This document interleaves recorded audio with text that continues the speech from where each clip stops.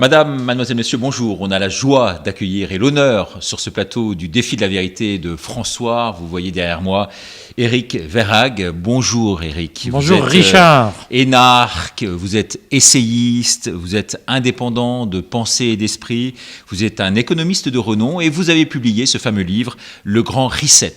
Alors tout d'abord, Éric, pourquoi être venu sur François pour assurer la promotion de ce livre ? Tout d'abord parce que François a acquis très rapidement d'ailleurs une notoriété sur le champ du parler vrai, comme on dit, c'est-à-dire sur cette parole un peu libérée qui n'est pas mainstream, qui n'est pas subventionnée et qui finalement accepte de dire des choses qui dérangent, en tout cas qui dérangent dans un certain nombre de cénacles parisiens. Et c'est vrai qu'aujourd'hui, tout le monde, grosso modo, a entendu parler des articles de François, par exemple, sur le coronavirus, de son engagement. Je crois même que François a dû recevoir un titre particulièrement recherché de nos jours, qui est celui de complotiste ou conspirationniste, je ne sais plus quel... Conspiracy Watch, ouais, c'est ça. Voilà, Conspiracy Watch de Rudi Reichstadt a dû probablement jouer au chien de garde et désigner François comme un affreux organe de mensonge, ce qui est une reconnaissance de qualité. Ouais, pas toujours facile à porter, mais une reconnaissance. J'ai fait l'objet d'un portrait au vitriol, justement. On va pas revenir dessus, c'est pas l'objet de cette émission. Alors, donc, votre livre, c'est Le Grand Reset. Oui. Le Grand Reset, pour le grand public, c'est quoi exactement ? Alors, c'est deux choses. C'est d'abord, comme pour tout le monde, un livre qui a été écrit, qui est paru en juillet 2020, c'est-à-dire juste après le déconfinement. Un livre écrit par un certain Klaus Schwab et un certain Thierry Malret. Alors on ne sait pas qui a tenu la plume et qui a fait les illustrations entre les deux, mais c'est un livre d'un talent littéraire, à mon avis, contestable, qui est écrit en anglais. Mais quand on sait qui sont ces personnalités... Oui, alors Schwab, justement. Klaus Schwab est le fondateur du Forum de Davos. Ça fait 40 ans que Schwab agit pour réunir les élites économiques du monde. Alors moi, j'appelle ça le syndicat des élites mondialisées, c'est-à-dire que c'est un club qui réunit des représentants de grandes entreprises, des dirigeants politiques, qui a invité Xi Jinping en 2018, donc qui a accès à des célébrités mondiales, à des personnalités politiques extrêmement importantes. Et il ne faut pas négliger la personnalité du co-auteur Thierry Malret, qui est un proche de Schwab et qui par ailleurs anime un média qui s'appelle le Monthly Barometer. C'est une publication extrêmement élitiste en anglais, qui est une publication business, donc ça s'adresse aux dirigeants d'entreprise. Mais Thierry Malret a deux particularités. Sa première, qui moi me paraît extrêmement importante, c'est qu'il a commencé sa carrière professionnelle comme conseiller de Michel Rocard à Matignon. Et je trouve que ce parcours est intéressant et en même temps très illustratif de ce qu'a été la deuxième gauche en France. Alors, dans deuxième gauche, je mets Michel Rocard, mais Pierre Moscovici, Dominique Strauss-Kahn, tous ces gens qui, à un moment donné, se sont revendiqués du socialisme et qui ont utilisé ou profité de François Mitterrand pour arriver au pouvoir et qui, petit à petit... Donc des opportunistes plus que socialistes de nature. Alors, ça mérite un vrai débat parce que je pense que c'est leur nature profonde de croire à ce que j'appelle le capitalisme de connivence, c'est-à-dire de croire à l'idée que, en réalité, on peut commencer une carrière dans la haute fonction publique et la finir à la direction d'entreprises qui sont souvent des anciennes nationalisées, où on a un accès privilégié et où on peut mélanger les intérêts publics et privés. Tout ce qui suscite l'extrême agacement du public et même un certain écœurement aujourd'hui de voir que finalement on ne sait plus qui est dans le secteur privé, qui est dans le secteur public. Ce mélange des gens, et vous-même, vous auriez pu prendre ce pli-là. Vous avez pris le contre-pied, mais vous auriez pu rester dans cette dynamique-là. Oui, alors moi je ne l'ai pas fait parce que profondément, je vais dire une horreur, Richard, et je m'en excuse par avance auprès des lecteurs de François, mais moi je suis un libéral manchestérien, ce qu'on appelle un libertarien aujourd'hui. C'est-à-dire que je crois aux vertus du travail indépendant, je crois au mérite vous savez, moi je dis toujours ça, quand je travaille, travail, je déballe la R16, je déplie ma table et je vends à l'encan. Donc je n'ai pas de structure capitaliste derrière moi et je ne dois rien à personne, si ce n'est à mon travail. Mais vous avez travaillé quand même, il faut le dire pour le grand public, vous avez travaillé dans des ministères à des fonctions très élevées, des ministères de gauche et de droite. Vous avez vraiment pas d'étiquette. J'ai fait 15 ans, je crois, de service public. Et je suis ancien élève de l'ENA, mais comme on dit parfois un énarque défroqué. Et c'est vrai que ce système, à la fois de politisation et de mon point de vue de gauchissement de l'intérêt public, m'a toujours exaspéré. Moi, je crois à l'État, je crois au service public, mais au vrai service public, celui qui sert l'intérêt général, et pas celui qui sert l'intérêt des élites qui dirigent le service public. Alors on va revenir au Grand Reset, puisque c'était quand même la question de base. Donc vous me parliez des deux auteurs écrivent ce livre, deux acteurs essentiels du Forum de Davos, donc de ce syndicat de l'élite mondialisée, qu'elle soit publique ou privée. Et ce livre est assez intéressant parce qu'en réalité, il part d'une idée. Alors c'est un livre relativement court, d'un anglais un peu compliqué, mais ça se lit. Et il part d'une intuition très simple, c'est que l'épidémie de coronavirus, la pandémie de coronavirus, est l'occasion rêvée d'accélérer des transformations latentes dans le monde industrialisé depuis plusieurs années. Et le livre consacre même un chapitre qui dit de façon... Donc une forme de planification en quelque sorte, non ? Moi, je ne vais pas jusque-là. Ce qui est sûr, c'est que le livre écrit un chapitre qui le dit. Les grands dirigeants sont ceux qui ont compris qu'ils devaient utiliser le prétexte de la pandémie et de l'urgence sanitaire pour faire passer des réformes fondamentales, systémiques, qu'ils n'arrivaient pas à faire passer jusque-là. Une reconstruction de l'économie, en quelque sorte. Alors, le terme « Great Reset » veut bien dire la grande réinitialisation, donc ce n'est pas la destruction, c'est la réinitialisation du monde à partir d'un certain nombre de technologies, car en réalité c'est un livre qui est un peu scientiste et futuriste. Ce livre fait en réalité la somme de toutes les technologies qui doivent changer la société et les habitudes, les modes de vie, les comportements quotidiens des gens. Dont l'intelligence artificielle. L'intelligence artificielle, la surveillance généralisée des populations. Alors, il faut vraiment insister sur ce point parce que je pense que c'est un des points qu'on voit le plus mis en œuvre aujourd'hui. Le Great Reset dit très clairement qu'il ne faut pas forcément faire comme la Chine parce que c'est un peu privatif de liberté, mais faire comme à Singapour, c'est vachement bien. C'est-à-dire notamment obliger tout le monde à être suivi dans la rue et à être reconnu facialement par des outils, c'est écrit dans le livre, qui vont permettre de savoir où vont les gens, puisque si on découvre qu'ils sont malades, on pourra retracer l'ensemble des contacts qu'ils auront eus dans la journée. Donc c'est un livre qui prône très ouvertement la violation de la vie privée, la suppression des libertés individuelles, notamment des libertés de circulation, qui prône la généralisation de technologies qui permettent en réalité de supprimer toute forme de distance par rapport au contrôle des autorités. C'est un livre profondément autoritaire. Et derrière tout ça, il y a quoi ? C'est améliorer le capitalisme ? C'est ce que j'ai pu lire aussi ? Alors, dans le projet, donc, c'est là, si vous voulez, que, évidemment, c'est un livre, que je dirais un livre de malin. C'est-à-dire que c'est un livre qui est à double sens. Il y a les propositions qui sont ouvertes et qui peuvent être admissibles dans un cadre démocratique. Et puis il y a les intentions cachées, celles qui ne sont pas dites, mais qu'on comprend en lisant entre les lignes, mais qui sont sujettes bien entendu à interprétation. Et donc ce livre, profondément, ma conviction, c'est qu'il part du principe que les grands changements imposés par l'histoire vont mettre le capitalisme à la ramasse. Et donc c'est un livre qui essaye de sauver le capitalisme dans le monde de demain. Et pour sauver le capitalisme, ce livre propose de retrouver des espaces de rendement et de profit, là où petit à petit la consommation est appelée à diminuer. Dans ces espaces de profit, il y a un projet très transparent qui dit qu'il faut remplacer le capitalisme de la propriété privée par un capitalisme fondé sur ce qu'on appelle l'économie circulaire, c'est-à-dire le recyclage, la réutilisation des biens, et donc où les gens seront finalement locataires un temps d'un objet, mais n'en auront plus la propriété définitive.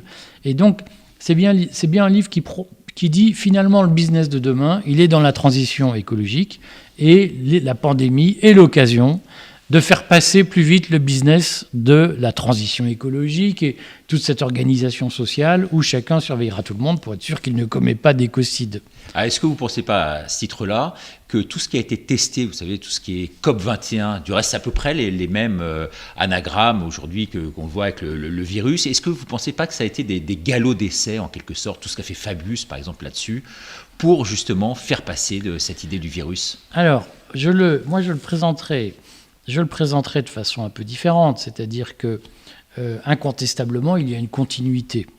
C'est-à-dire que depuis qu'on parle, le sommet de la Terre de 2005, je crois, où Jacques Chirac était passé, où il avait dit la maison flambe et nous regardons ailleurs, depuis cette décennie Chirac, jusqu'à aujourd'hui, il y a un continuum idéologique qui consiste à dire l'homme n'a plus la place privilégiée qu'il mérite sur cette terre, il doit se flageller d'être ce qu'il est et d'aimer la consommation, la jouissance et le plaisir, et il doit plutôt adopter un mode de vie différent pour sauver la planète. Et au nom du sauvetage de la planète, on fait passer énormément de choses qui souvent sont très éloignées. Donc il y a cette continuité idéologique depuis 15 ans qui a permis à des marchés d'émerger. George Soros a probablement des intérêts financiers à faire passer dans la promotion du changement climatique. Est-ce que c'était des galops d'essai en se disant il y aura une grande culbute qu'on va organiser, ou est-ce que l'occasion a fait le larron? Après tout, c'est une question secondaire de mon point de vue. Personnellement, je ne pense pas qu'il y ait eu une anticipation, parce que très souvent, on se rassure en se disant « mais tout ça est pensé ». Je crains malheureusement que la vie ne soit pas pensée et que ce soit une suite de hasards et de bordel et d'opportunités. Donc pour vous, c'est comme le virus à Wuhan, finalement. Il n'y a pas eu de malveillance à la base, mais finalement, c'est une forme de récupération aujourd'hui politique, en fait, du système. Moi, je suis... qu'il y ait une récupération politique, de mon point de vue, c'est assumé par tout le monde. Personne ne s'en cache. Et quand vous regardez les décrets liberticides qui sont passés en France au mois de décembre sur le fichage des populations, il est évident que ces décrets sont passés à l'occasion de l'urgence sanitaire et d'une façon ou d'une autre de la dépossession du pouvoir par le peuple. On a été dépossédé de notre pouvoir, le Parlement lui aussi très largement, et donc on en profite pour faire passer des mesures qui n'auraient jamais pu... Donc cette utilisation de la pandémie pour prendre des mesures autoritaires et liberticides que l'État profond, le gouvernement profond préparait de longue date, c'est évident qu'elle existe. La question, c'est est-ce qu'on a délibérément planifié une opération pour permettre ça ? Personnellement, je ne le crois pas. Alors, pour deux raisons. D'abord, personne ne peut prouver que ça existait. En tout cas, on manque de preuves. Si certains le pensent, ils n'ont pas de preuves à apporter. Pas plus qu'on a de preuves à apporter que ça n'existe pas. Moi, ce que je sais, je suis un vieux sceptique, ce que je sais, c'est qu'il y a une probabilité scientifique forte pour que le virus qui a déclenché le coronavirus soit un virus d'origine humaine, c'est-à-dire qu'il soit le produit de manipulation de laboratoire. Oui, c'est ce que nous a dit le professeur Montagnier ici même sur ce plateau. Et il y a une probabilité forte pour que ce virus ne soit pas le fait d'une chauve-souris qui a parcouru 400 km pour aller mordre un pangolin qui a mordu un Chinois inconnu qu'on n'a jamais retrouvé sur un marché. Il y a une probabilité forte qu'il y ait eu une faute commise par un salarié du laboratoire P4 de Wuhan qui a sorti le virus. La question, c'est est-ce qu'il l'a sorti délibérément ou à son insu ? J'ai la faiblesse de croire que, compte tenu de l'enchaînement des événements, c'est plutôt à son insu qu'il l'a sorti. Après, à quoi servaient ces manipulations ? Voilà, l'analogie avec le monde économique qui est le vôtre. C'est un sujet.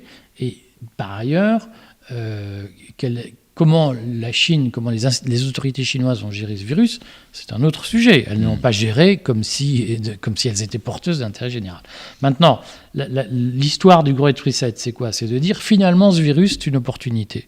Parce qu'au nom de la santé, on va pouvoir justifier qu'on surveille tout le monde et qu'on utilise le téléphone portable pour savoir en permanence qui est où et avec qui.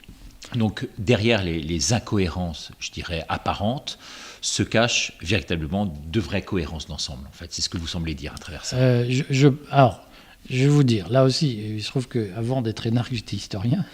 J'ai retenu une chose de l'histoire, c'est que l'histoire se décline toujours au passé. Donc aujourd'hui, il est difficile de savoir quelle est la portée historique de ce virus, de cette pandémie, comme il est difficile de savoir dans quelle mesure le Great Reset du Forum de Davos va imprimer sa marque dans l'histoire. Mais une hypothèse, on verra dans 10 ans, dans 20 ans, si elle se vérifie, une hypothèse est qu'un certain nombre de gouvernements occidentaux, d'institutions multilatérales, je pense à la Banque Centrale Européenne, qui, elle, ne se cache pas de son intention de pratiquer un Great Reset monétaire, c'est-à-dire le passage à une monnaie complètement numérique, il est évident qu'il y a eu un consensus, au moins tacite, sur le fait que cette épidémie était une opportunité. Et que finalement... ça sert les intérêts de tout le monde, en quelque sorte. En tout cas, c'est politiquement une façon d'élargir le champ de l'autorité de l'État et d'une façon ou d'une autre de rendre les opinions publiques beaucoup plus malléables. On leur fait peur, on les culpabilise. Si le virus circule, c'est parce que vous faites trop la fête, que vous êtes trop parlé aujourd'hui. Et donc on voit bien comment, d'une façon ou d'une autre, les institutions dont le métier est d'imposer un ordre font leur miel de cette situation où les gens sont apeurés et où on peut leur bourrer le mou de tout un tas d'élucubrations, où ça passe, plus c'est gros, plus ça passe, disait Chirac. Oui. Alors c'est vrai qu'on voit aussi aujourd'hui au niveau macroéconomique, donc des États qui sont aidés très clairement par les banques centrales. En revanche, au niveau microéconomique, ça risque de tanguer très fort dans les semaines qui viennent. Vous voyez les choses comment ? Là aussi, ça va tanguer, peut-être plus qu'on ne croit, mais là aussi, le Great Reset apporte sa vision par anticipation, puisque le Great Reset explique assez largement qu'il y a des dommages collatéraux, monsieur, dame, dans cette logique de confinement, de lockdown, comme on dit en anglais. C'est vrai que c'est mauvais pour le petit commerce, spécialement pour les bars, pour les restaurants, qui risquent de disparaître, et que seuls survivront les grandes chaînes de restauration. Et c'est vrai, si vous voulez, que dans ce discours, qui ne dit pas clairement « nous sommes pour l'extinction du travail indépendant et pour le remplacement des petits restaurants par les grandes chaînes, les Starbucks, etc. », c'est pas dit clairement, mais ça se présente comme une prédiction sans alternative, qui, de mon point de vue, est quelque chose d'hasardeux, c'est un parti pris. Mais on voit bien qu'il y a, chez un certain nombre d'acteurs du syndicat mondialisé, du syndicat de l'élite mondialisée, l'idée que finalement, tous ces petits restaurateurs indépendants, c'est autant de villages gaulois qui résistent, et que les parts de marché à conquérir, c'est leur disparition pour généraliser les McDonald's, les Starbucks, toutes ces chaînes qui imposent une enseigne unique sur l'ensemble de la planète. Il faut comprendre que la tradition gastronomique, c'est un obstacle à la mondialisation. Et que finalement, imposer le même type de sandwich, le même type de hamburger sur toute la planète, c'est une façon de mondialiser. Et c'est pour ça qu'aujourd'hui, on dit très clairement qu'il n'y a plus de clivage droite-gauche, mais que c'est le clivage est plus entre mondialistes, dont vous venez de nous brosser le portrait, et puis souverainistes de l'autre, en fait. Les populistes, ceux qui souhaitent véritablement revenir aux racines même de nos nations, non ? Alors, chez les populistes, de mon point de vue, il y aura une très grande explication dans les années à venir, parce que je pense que tous les populistes, tous les souverainistes, tous les identitaires, on va le formuler comme ça, finalement, je vais simplifier le débat, mais c'est une simplification saine, finalement se disent que l'État-nation, c'est dans le cadre des États-nations qu'ils conservent la maîtrise de leur destin. Et c'est vrai que très longtemps, l'État-nation a été combattu par exemple, par le communisme. Le fondement du communisme, c'est de dire que l'État-nation, le nationalisme, c'est l'oppression. Et aujourd'hui, tout le monde est convaincu qu'en réalité, le mondialisme, l'internationalisme, vous vous souvenez, l'international qu'on chante à la fête de l'UMA, tout le monde est convaincu que l'internationalisme, c'est déposséder les gens de leur destin. Et que la seule façon de préserver la liberté de choix, c'est de maintenir des États-nations. Mais il y a deux façons de l'entendre. Il y a vraiment, de mon point de vue, la façon Mélenchon, ou en partie Mélenchon, Montebourg, consiste à dire « sortons de l'Union européenne et puis on n'aura plus de problème, l'argent coulera à flot, on sera riche, on sera heureux, on pourra dépenser comme on voudra », qui, de mon point de vue, est une imposture fondamentale, parce qu'il faut qu'on comprenne qu'aujourd'hui, en France, nous pouvons nous endetter plus que de raison grâce à la signature de l'épargnant allemand. C'est parce que l'épargnant allemand garantit les emprunts que nous pouvons emprunter à bateau.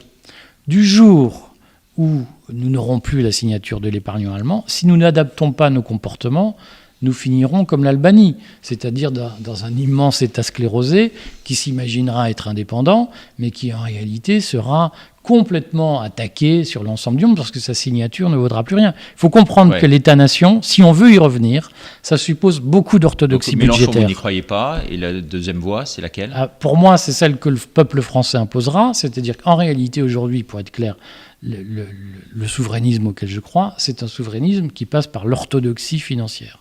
C'est-à-dire, on arrête de s'endetter, ou en tout cas de s'endetter de façon déraisonnable, et on se purge des 5 millions de fonctionnaires que nous avons. Là, aujourd'hui, là. Ah, mais je pense qu'aujourd'hui... Donc le grand reset, il va être économique en France. Le grand reset, c'est d'abord une idéologie de l'État et de la dépense publique. C'est ce que dit le livre. Si on veut éviter le Great Reset, si on veut retrouver la maîtrise de notre destin, nous devons vivre à la mesure de nos moyens et nous devons arrêter de nous rendre dépendants de la sphère financière. Il faut comprendre que la dette publique, la dépense publique, c'est ce qui fait vivre George Soros. George Soros a spéculé toute sa vie sur les dettes publiques. Et que recourir systématiquement à la dette publique, c'est une façon de se soumettre à la grande bourgeoisie mondiale. Et que si on veut s'en émanciper, il faut vivre de notre travail et de notre richesse, pas de celle que nous apporte George Soros. Oui, on est en train de nourrir le diable en quelque sorte. Il faut comprendre que la finance internationale aujourd'hui, elle se sert de l'État, du service public, de la dépense publique, de la dette publique pour s'enrichir. Et la dette publique n'est pas une façon de s'émanciper, c'est une façon de se soumettre. Est-ce que vous pensez réellement qu'aujourd'hui, Macron a un véritable boulevard devant lui, ou il peut y avoir quand même certaines entraves à sa possible réélection ? Alors, je suis embarrassé pour répondre à cette question parce que il y a un an, nous sommes le début janvier, vous m'auriez dit, janvier 2020, est-ce que la France aura vécu 2 confinements dans un an ? Je vous aurais dit, mais bien sûr que non, enfin, cher ami, tout ça est ridicule. Donc, en un an, le monde peut changer. Ce qui est sûr, c'est qu'aujourd'hui, Emmanuel Macron est fondamentalement l'objet d'un rejet dans une grande partie de la population, même si les sondages disent le contraire, ou certains sondages disent le contraire. Mais il n'a pas de challenger crédible. Et je ne pense pas qu'aujourd'hui, Marine Le Pen soit en mesure de convaincre sur son nom. Donc la grande chance de Macron, c'est qu'il est le meilleur choix par défaut. Donc, il l'a déjà été lors de la première élection. Il l'a été très largement lors de la première élection, mais à l'époque, on pouvait se dire, on ne sait pas qui c'est, on lui donne une chance. Maintenant, on sait qui c'est. Et donc, c'est sans illusion. Et on va lui redonner une chance. Et pas impossible qu'on lui redonne une chance. Maintenant, je serai lui, je méditerai ce qui vient d'être dit, c'est-à-dire que tellement de choses peuvent se passer en 12 mois que peut-être qu'il vaut mieux anticiper le processus électoral et organiser les élections présidentielles en 2021 plutôt qu'attendre 2022, parce que nul ne sait de quoi l'avenir sera fait. Alors ça, c'est vraiment votre recommandation, parce que vous pensez qu'il y a un risque, parce que derrière tout ça, vous êtes sur le défi de la vérité de François, on se regarde droit dans les yeux, vous pensez qu'il y a un risque véritablement de bain de sang en France aujourd'hui ou pas ? On est déjà passé pas très loin. Le mot bain de sang est sans doute excessif pour désigner ce qui s'est passé avec les Gilets jaunes. Enfin, il y a eu énormément de gens éborgnés. Enfin, il faut qu'on se dise les choses en face. La répression contre le mouvement des Gilets jaunes, elle a été sanglante et très brutale. Même en Chine, je ne suis pas sûr qu'on l'aurait fait comme ça. Deuxièmement, on n'a pas fait toute l'histoire des Gilets jaunes, mais on s'apercevra tôt ou tard que les Gilets jaunes ont quand même été très largement perturbés, ou en tout cas impactés par l'action de l'État. Donc, on n'est pas passé loin, et ce qu'on a vu était déjà pas très jojo. Est-ce que ça peut revenir ? Oui, profondément. Je pense que ce qui est frappant, si vous voulez, c'est qu'il y a une hystérisation du débat public.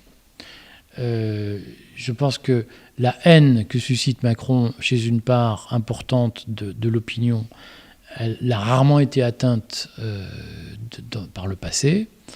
Et je pense par ailleurs qu'il y a une telle exaspération depuis le référendum du non en 2005 sur le fait que les élites ont divorcé du peuple.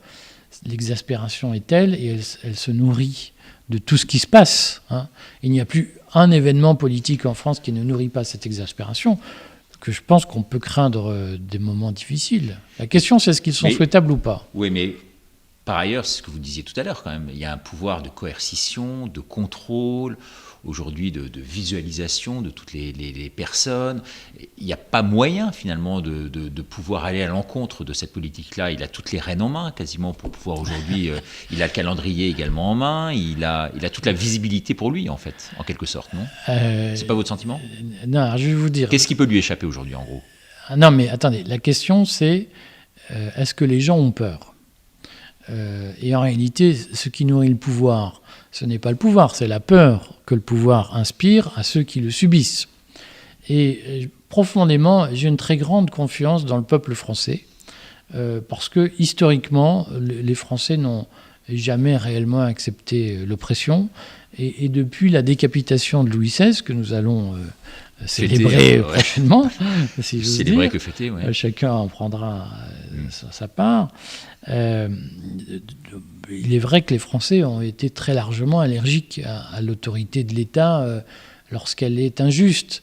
Le secret de la Chine, c'est que les Chinois peuvent se dire « je vis dans un système d'oppression, mais je m'enrichis ». Le problème de la France, dirigée par les élites actuelles, c'est qu'elles sont autoritaires, mais qu'elles nous appauvrissent. Et à la différence des Chinois qui peuvent se dire « avant je parcourais Pékin en vélo, maintenant je le parcours en voiture », nous disons « avant je parcourais Paris en voiture, et maintenant je le parcours en vélo ». Donc c'est plus exactement les mêmes termes d'exercice de l'ordre. Extraordinaire comme image. En tous les cas, merci infiniment d'être venu. C'est moi qui vous remercie. Peut-être une toute dernière question, puisqu'on est sur le défi de la vérité. Je voudrais savoir, vous avez, et je le disais en préambule, occupé des fonctions donc dans les cabinets ministériels. Vous avez touché des sujets extrêmement sensibles. Oui. Est-ce que vous voudriez, tôt ou tard, expliquer un peu ce que vous avez fait dans le passé, c'est-à-dire cette gestion, notamment des fonds secrets, parce que je pense que ça intéresse tout le monde de savoir ça. Donc l'expliquer, et 2, est-ce que vous seriez prêt à revenir aux commandes aujourd'hui, ou pour vous c'est dans le passé ? Alors attendez, c'est beaucoup de questions en une seule. Il y en a deux. Je prends le temps de répondre. Il y en a deux sur un seul thème. D'abord revenir aux commandes. Moi je crois à l'État, donc je ne souhaite plus être salarié, et je ne souhaite plus être fonctionnaire, en tout cas, moi je suis toujours en disponibilité, c'est-à-dire que j'ai toujours la faculté de revenir, mais ça fait 13 ans, je crois, que j'en suis sorti, et je n'ai absolument pas envie de revenir dans la maison de fous qui est le service public, tel qu'il a d'ailleurs été massacré par l'énarchie depuis une quinzaine d'années. Donc moi, j'ai pas envie. Maintenant, refaire un État qui soit réellement au service de l'intérêt général, ça m'intéresse parce que moi, j'y crois. Donc, jamais, mais probablement pas sous la forme de fonctionnaire. Et sur la gestion des fonds secrets ? Sur la gestion des fonds secrets. Alors, je vais vous dire, j'ai toujours dit, je respecte les règles du jeu. Donc j'ai été détenteur d'informations confidentielles. Tant que l'État me fait pas chier, je fais pas chier l'État. Voilà. Mais si on vous emmerde, vous allez balancer. Je ne le dirai pas comme ça, mais en jusqu'ici, gros, c'est ce que ça veut dire, non ? Je n'ai jamais eu de contrôle fiscal. Et jusqu'ici, on a toujours respecté un code de bonne conduite réciproque. Oui, donc c'est un peu je te tiens par barbichette et chacun de son côté. Non, mais si oui, moi en plus, je ne suis pas sur les questions de fonds secrets détenteur de choses scandaleuses parce que j'ai fait les choses de façon totalement correcte. J'ai eu par le passé à la ville de Paris des fonctions peut-être plus sulfureuses. Peut-être qu'un jour j'en parlerai, puisque j'ai commencé ma carrière avec Jean Tibéry. J'y suis resté 10 mois. J'ai tous les gens que j'ai vus passer en correctionnel chez Jean Tibéry, j'ai travaillé avec eux. Moi, je n'y étais pas dans le correctionnel. Donc peut-être qu'un jour j'en parlerai parce que ça vaut peut-être la peine qu'on le sache. Peut-être. Très bien, mais en tout cas, merci. Et vous allez nous rappeler donc l'éditeur de votre livre, Le Grand Reset, qui sort aujourd'hui précisément. Téléchargeable sur le prix, courrier des stratèges à 3,99 €. D'accord. Donc le temps de mettre la capsule en place sur le site. Courrier des stratèges, Le Great Reset. C'est un livre qui fait 120 pages et qui est extrêmement pédagogique. Et qui va être livré par Amazon. Et Bravo. qui ne sera pas livré par Amazon. Je suis auto-éditeur, j'ai décidé de sortir du circuit, et donc il sera en relation directe avec moi. Et si les gens veulent des renseignements, ils m'écrivent directement, il y a mon adresse, je réponds directement aux gens. Merci beaucoup, C'est moi qui vous remercie d'être venu sur ce plateau.